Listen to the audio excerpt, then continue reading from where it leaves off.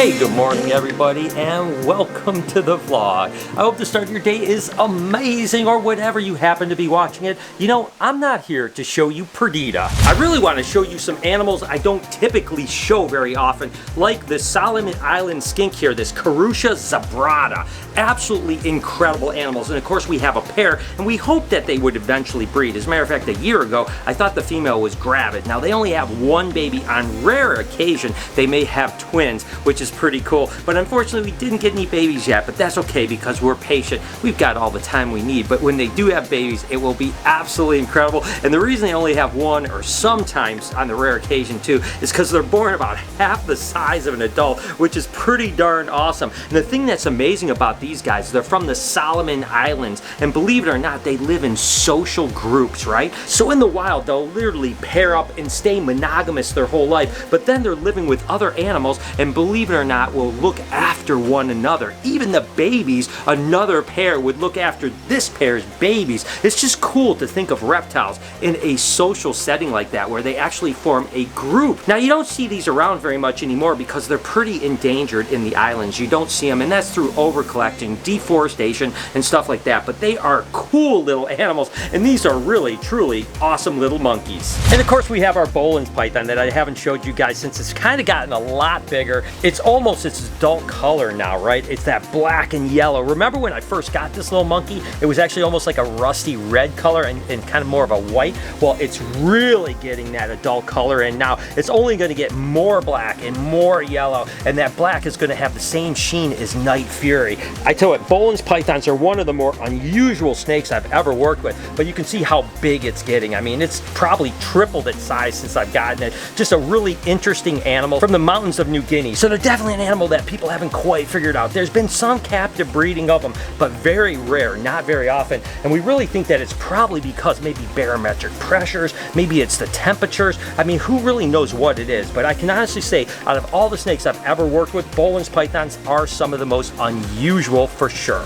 Another animal over here I wish I showed off more in the vlog because it does get handled an awful lot is, of course, Snowflake, which is a leucistic Texas rat snake. Again, that pure white snake. And you'll see it has just a couple little scales with color, which is pretty interesting too. And it's really cool because a guy named Bernd Bechtel actually is the first one that ever produced these guys. And believe it or not, he found one in the wild that was gravid, ended up laying eggs in a water dish. And I've told you guys before that colubers will do that if you don't take the water out. And there only 2 eggs survived. Unfortunately, the adult female leucistic ended up perishing, and thankfully he hatched a pair of heterozygous out, raised them up, and ultimately produced the leucistic Texas rat snakes. If it wasn't for his luck of having at least the 2 eggs survive, these guys wouldn't be around, and that would be a big shame. I realize leopard geckos aren't at all an unusually uncommon animal, but you know, we have an amazing collection of leopard geckos, and I don't show them nearly enough, to be totally honest with you. This is a particular morph that we've been working on, that we've been developing here. We just call it the dark morph right now. Eventually, I've told you guys we're going to name it something,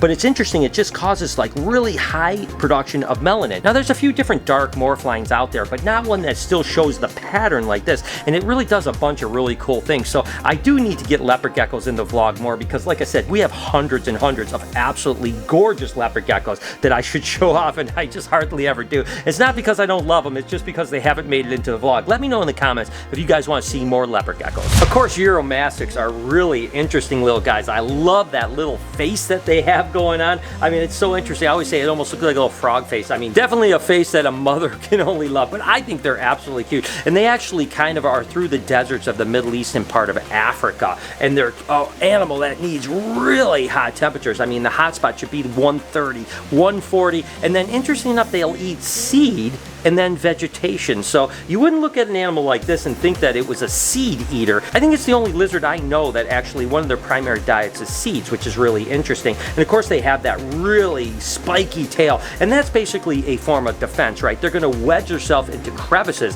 and that tail is actually gonna kind of lock them in there. That way, if a predator comes up and tries to get them out, they can't get them out. Really cool animals, typically very, very docile, and they come in a bunch of different species and colors. The Egypticus, which are the largest one, believe it or not, can get like 2.5, almost 3 foot long. This is certainly an unusual snake right here. This is actually a Calabar burrowing python, and they're native to Western Africa. This particular one was captive hatched in Accra, Ghana about 7 years ago, and I got this little tiny baby and raised it up, and it's the only one I have, unfortunately. And captive breeding of these guys is very, very rare. I mean, hardly ever. Again, this was captive hatched from a female that was collected in West Africa, had a clutch of eggs, and then I bought the one baby that hatched out. I'd really love to add these guys to the collection and actually produce more of them, but the wild caught adults that come in typically don't do well. The captive hatch ones like this one obviously is now, 6, 7 years old, does absolutely amazing. What's interesting about these, again, they're Calabar burrowing pythons, but yet they're in the Boidae family, and they're the only species in their entire genus. Just a very unusual animal, and you can see the tail right here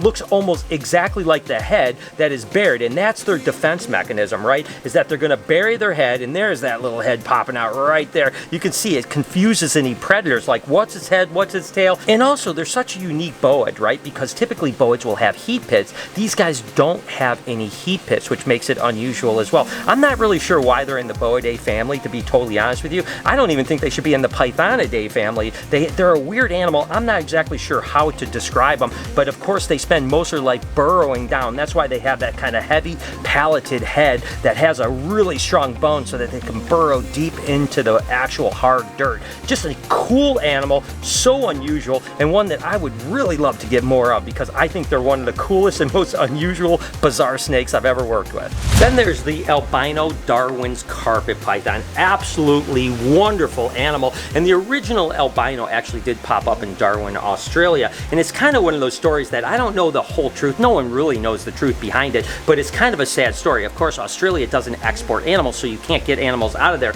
and people believe that maybe someone stole the Albino Darwins carpet from a zoo in there, actually bred it, then ended up returning the albino back to the zoo, took the heterozygous, somehow smuggled it out of the country, I believe to South Africa if I'm not mistaken, and ultimately produced the first Albino Darwins carpet pythons that were able to be exported all over the world. Now again, I don't know if that's a fact, and if it is, that's a pretty sad story. We do know that the original albino was stolen and then ultimately returned, and that's the only albino carpet python that anyone ever knows to have actually been found. Now, there's a chance that maybe someone over in South Africa bred them together and produced albinos legitimately. No one really knows the whole story, but nevertheless, somehow albino carpet pythons made their way over to the US, and now I have this absolutely beautiful animal. Remember when I got these little tricolor hognose as babies? I mean, look at how big these things are getting. Again, they're a hognose snake, but they're not related to the Western hognose snake. They're not a heterodon. They're actually their own little thing, and they're from South America, and they grow so quick, and they produce a lot of babies when they finally get to adulthood. These are probably still a year away from being adulthood, but again, they can have like 5 to 7 clutches per year. I used to breed these years ago, and literally the only problem with these guys is if you don't stop them from producing eggs, the females will lay eggs and literally kill themselves.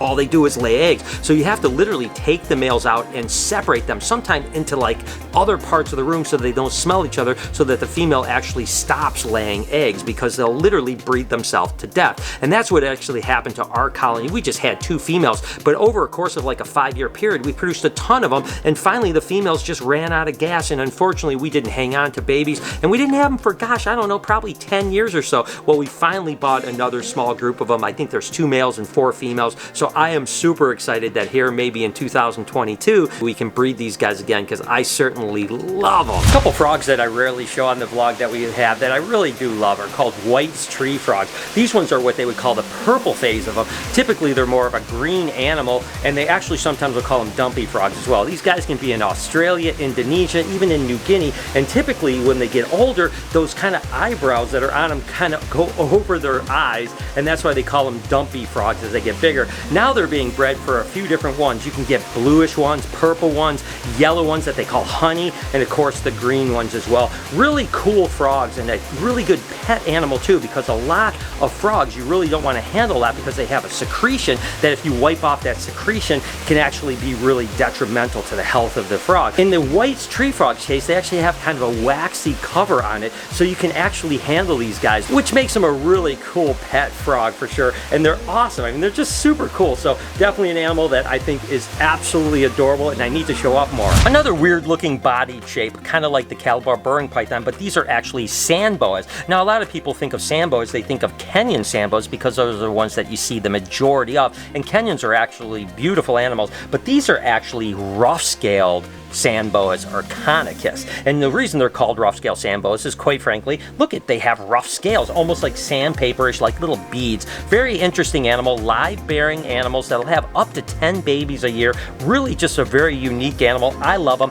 The babies are born exactly identical to the adults. I mean, little tiny clones of the adults. Unbelievably cool, and definitely an unusual sand boa that you don't see very often. So we're pretty fortunate to have been working with these guys for, I don't know, the last 25 years. The reason I don't show Guacamole that much is he really doesn't like to come out at all. You know, it's actually doing really well today, but you can see kind of that darker coloration, the kind of dark spotting and stuff like that. That's his attitude, saying like, hey, leave me alone a little bit. Now, the Meller's chameleons are the largest chameleon species on the continent of Africa, and the second largest species in the world, believe it or not. Now, of course, the Parsons from Madagascar are the largest ones, but these guys are pretty darn close, and he is a beautiful animal, one of the coolest chameleons for sure. Now, he's getting up there. He's over 12 years old right now. These guys can actually live longer than a lot of chameleons, living up to 20 years. So hopefully Guac will be around for another 8 or 10 years because he is absolutely wonderful. This happens to be a granite checkered garter snake, a really cool mutation of garter snake.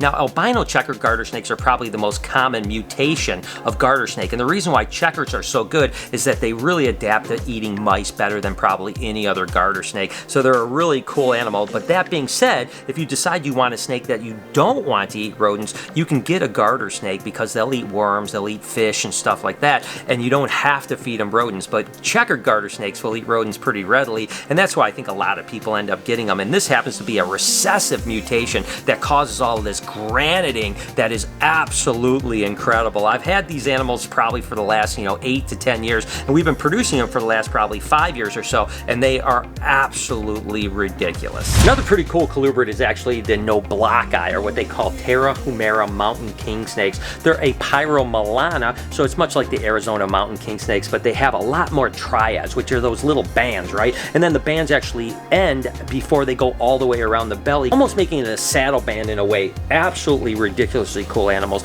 These guys aren't high production, maybe 4 to 6 eggs at the very most. They typically don't double clutch, but we have a little group of them up to size for the first time in the last several years to breed this next year. So we're pretty excited about producing them because, again, 10, 12 years ago, we used to breed them, and then when we downsized our colubrids, this was one of the projects that we ended up getting rid of. I'm so happy to have them back. They are absolutely beautiful animals, and I can't wait to hopefully produce some babies here in just another few months. And I know you guys love seeing all those ambassador animals like Honey, the piebald ball python that I show all the time, but every now and then I want to show you some of the stuff that I haven't showed you that much. Do me a favor, if you like this video, could you hit this playlist over on this side right over here? I really do appreciate it. It helps my click-through rate. Up here in this corner, you can actually subscribe to my podcast channel called Checking In. Please help us get to 3 million by subscribing over here to this vlog channel. Turn all your post notifications on. Have an absolutely wonderful day. Remember, be kind to somebody, and I promise I'll see you tomorrow.